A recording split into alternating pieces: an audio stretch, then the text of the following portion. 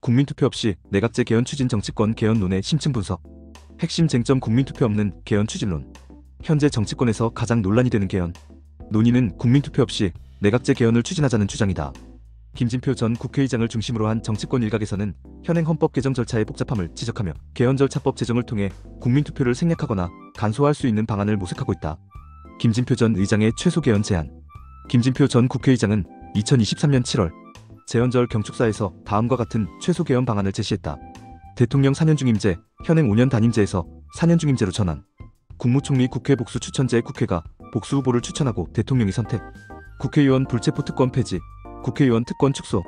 김 전 의장은 이를 2024년 총선과 함께 국민투표에 붙여야 한다고 주장했지만 동시에 개헌절차법 제정을 통해 개헌 절차를 간소화해야 한다고 강조했다.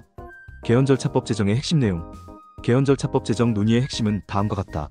연성헌법 도입, 현행 경성헌법 국민투표 필수글 연성헌법 국회 의결로 가능으로 변경. 국민발안제 도입, 국민이 직접 개헌을 제안할 수 있는 제도. 절차 이원화, 헌법 조항의 중요도에 따라 개정 절차를 차별화. 국회 상설개헌 특별위원회 설치, 상시적 개헌 논의 기구 마련. 성공회대 유시민과 녹화사업 연관성. 유시민의 녹화사업 피해 경력. 유시민 전 노무현 재단 이사장은 1980년대 전두환 정권 시기 녹화사업 대상자로 확인되었다. 녹화사업은 1970년부터 1988년까지 국군보안사령부가 주도하여 학생운동 관련자들을 강제 징집한 후 사상개조와 프락치 밀고자 활동을 강요한 국가폭력이다. 녹화사업의 실체. 진실화해위원회 조사에 따르면 녹화사업의 피해 규모는 다음과 같다. 전체 피해자 2,921명, 강제 징집자 921명 포함. 사망자 6명 정성애, 이윤성, 김도왕, 한영현, 최운순, 한희철. 유명인사 포함 유시민, 윤영찬, 기동민 등 현재 정치권 인사들. 중대 인권침해 피해자 187명으로 인정. 유시민에 대한 의혹.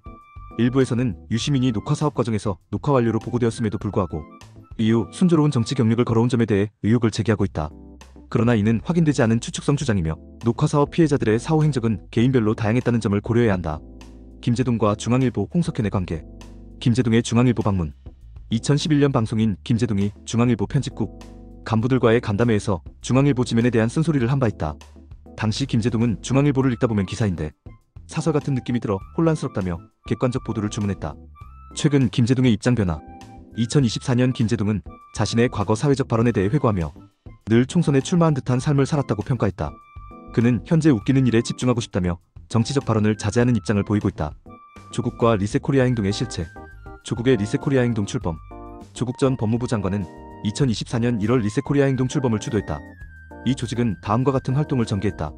세미나 개최, 경제, 부동산, 저출산 평화 1차, 과학기술 2차, 미디어, 의료교육, 기후 3차 등. 참여 인사, 용해인 기본소득당 대표, 홍종학 전 장관, 박태웅 한빛미디어 의장 등.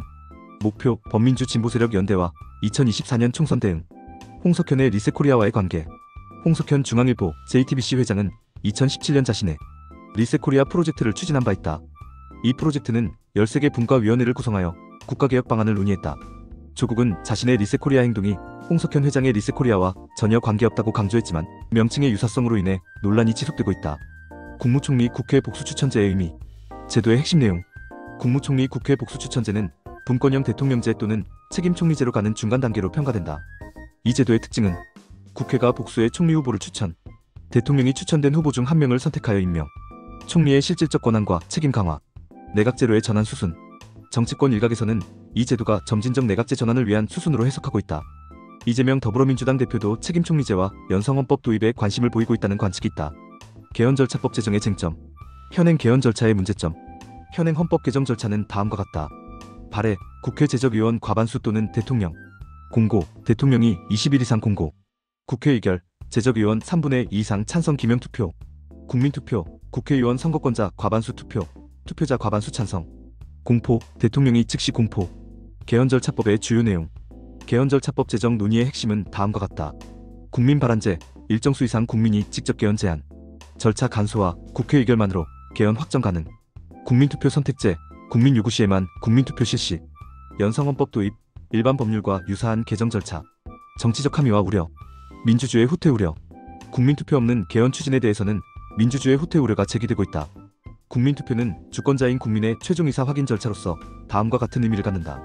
주권 실현, 국민이 직접 헌법 개정에 참여. 정당성 확보, 정치권의 자의적 개헌 방지. 안전장치, 졸속 개헌 예방 기능, 정치권의 이해관계. 현재 개헌론의 뒤에는 다음과 같은 정치적 이해관계가 복합적으로 작용하고 있다. 권력구조 변경, 대통령제에서 내각제로의 전환 시도, 정치적 생존, 기존 정치 세력의 영향력 유지, 선거 전략, 2024년 총선 및 향후 대선 대비. 결론. 현재 정치권에서 논의되는 국민투표 없는 내각제 개헌 추진은 헌법 개정 절차의 간소화라는 명분을 내세우고 있지만 실제로는 국민주권 원리를 훼손할 위험성을 내포하고 있다.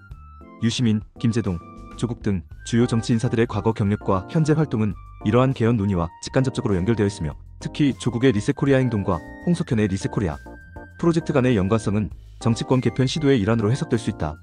개헌 절차법 제정을 통한 연상헌법 도입과 국무총리 국회 복수 추천제는 점진적 내각제 전환을 위한 수순으로 보이며 이는 궁극적으로 현행 대통령제 체제의 근본적 변화를 의미한다. 그러나 이러한 변화가 국민투표라는 민주적 절차를 생략하고 추진될 경우 헌법 개정의 정당성과 국민주권 원리에 심각한 타격을 줄 수 있다는 점에서 신중한 접근이 필요하다. 당신의 생각을 댓글로 남겨주세요. 영상이 도움되셨다면 구독과 좋아요,